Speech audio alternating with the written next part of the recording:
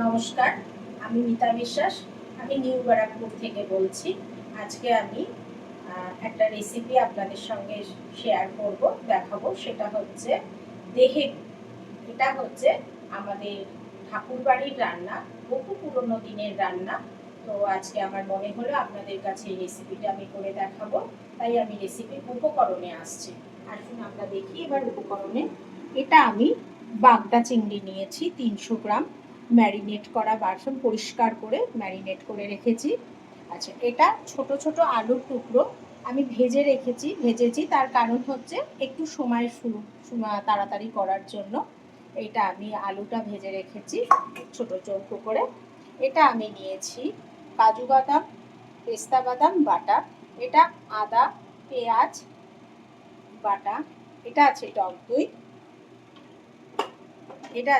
দই, আর এটা গরম মশলাটা আমি ফোড়ন দেব বলে দারচিনি, এলাচ, লবঙ্গ রেখেছি।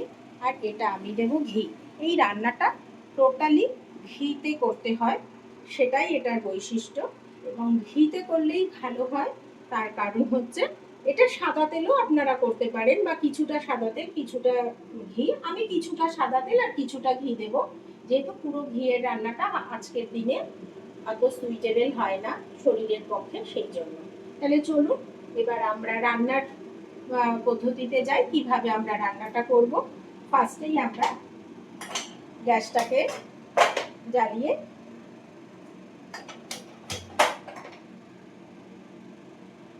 আমরা কড়াইটা গরম করতে দিয়েছি।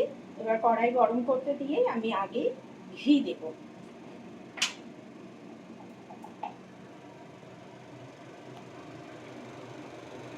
আচ্ছা, আপনার কিছুটা ঘি এবং কিছুটা আমি দেব সাদা তেল।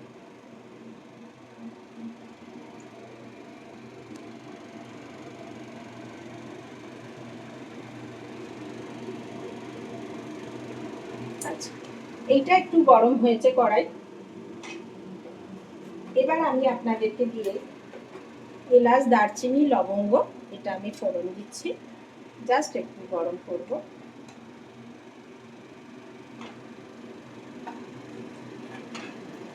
এবার আমি চিংড়ি, গলদা চিংড়ি, অনেক বড় বড় চিংড়ি, সেই চিংড়িটা এই রান্নাটার ক্ষেত্রে এটা একটু ছোট করে কেটে নিতে হয়।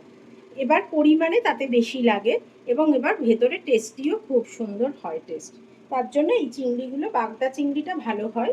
আপনারা রুই মাছেও করতে পারেন, যে কোনো কিছুতে। তাই এই মাছগুলো আমি ছোট টুকরো করে ওয়াশ করে পরিষ্কার করে রেখেছি, নুন হলুদ দিয়ে ম্যারিনেট করে। এবার একটু হালকা ভাজা ভেজে নেব।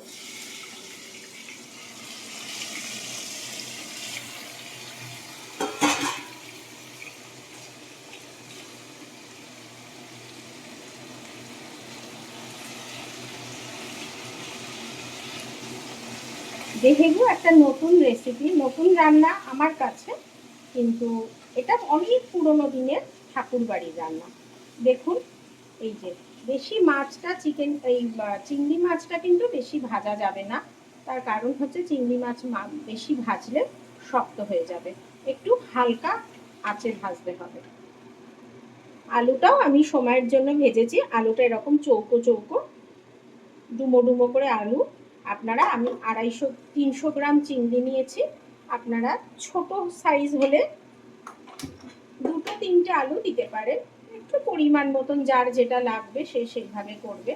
চিংড়ি মাছটা আমার হালকা ভেজে নিয়েছি, এই যে আমি ভেজে তুলে নিচ্ছি, কারণ এটা বেশি ভাজা যাবে না, এটা কিন্তু শক্ত হয়ে যাবে।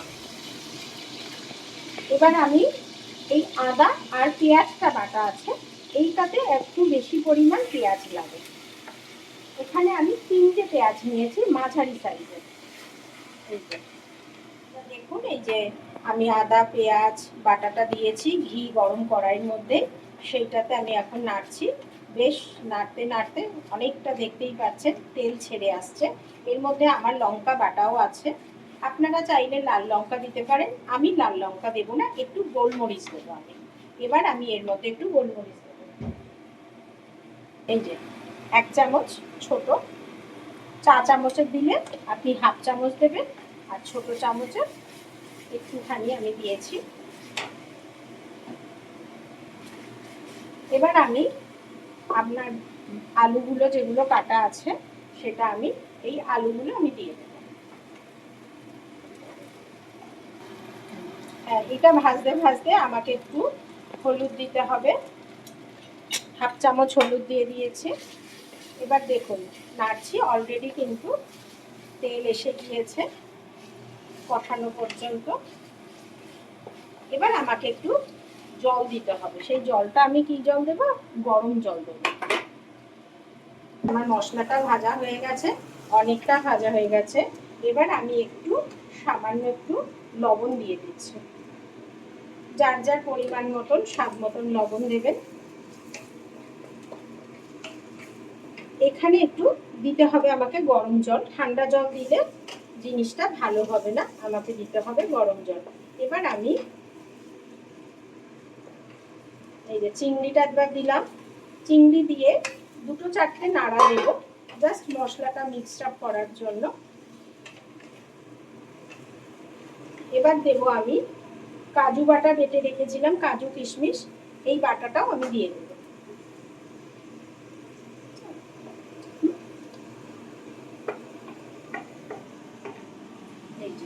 কাজু কিশমিশ দিয়ে দিয়েছি, সব ইনগ্রেডিয়েন্টস যা আমি করেছিলাম সব দেওয়া হয়ে গেছে। এবার দেখুন,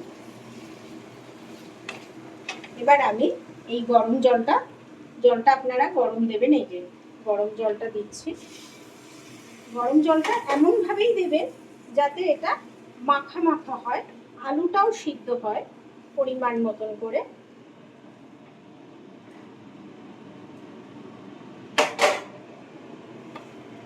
সেটা আপনার পরিমাণ মতন, আপনি যেমন করতে চাইবেন সেরকম করবেন। এবার আমি একটু ঢাকা দিয়ে দিচ্ছি, একটু 5 মিনিটের জন্য, 5 মিনিট না 2 মিনিটের জন্য একটু ঢাকা দিয়ে দিলাম। 2-3 মিনিট হয়ে গেছে, এবার ঢাকনাটা খুললাম। বেশ খুব সুন্দর একটা অ্যারোমা আসছে, আপনারা করলেই বুঝতে পারবেন। দেখুন আলুটাও অনেকটা নরম হয়ে গেছে, গলেই গেছে, কমপ্লিট হয়ে গেছে। এবার আমি দেব ঝরানো দই, যেটা একটু গ্রেভি করে, যে দইটা একটু নেড়ে দিতে হবে। 1 চামচ দই দেবেন আপনাদের পরিমাণ মতন, যদি মনে হয়। আমি এখানে 2 চামচ দিচ্ছি, চা চামচের 2 চামচ দিচ্ছি। দেখুন, আবার আমি 1 মিনিটের জন্য একটু চাপা দেব। আমি এখন একটু গরম মশলা দেব, এই যে ড্রাই গরম মশলাটা একটু দেব, গুঁড়ো করে রেখেছিলাম, ফোড়ন দিয়েছিলাম, কিন্তু রান্নার সবার শেষে একটু গরম মশলা দিয়ে ঢাকা দিলে সেন্ট ভালো হয়, ভালো ফ্লেভার আসে, সুন্দর হয়। এটা আমি 1/2 চামচ দিচ্ছি, চা চামচের 1/2 চামচ, 1/2 চা চামচ গরম মশলা দিয়েছি। এবার আমি জাস্ট 5 মিনিটও না, মানে 2 মিনিট একটু ঢাকা চাপা দিয়ে রাখছি। আমাদের রান্না পুরো কমপ্লিট। দেখুন রান্না কমপ্লিট, গরম মশলা দিয়ে একটু চাপা দিলাম। আমি এবার গ্যাসটা অফ করে দিচ্ছি। হ্যাঁ, এই যে আমার 2 মিনিট হয়ে গেছে, একটু গরম মশলা দিয়ে ঢেকে রেখেছিলাম। তো এবার দেখুন, এই যে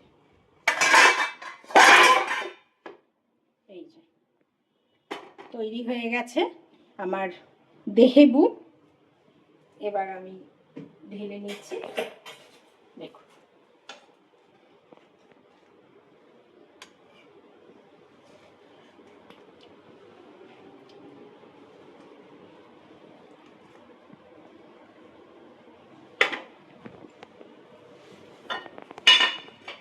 এটা আমার দেহেবু তৈরি করা বাগদা চিংড়ি দিয়ে। আপনারাও করুন, দেখবেন খুব সুস্বাদু।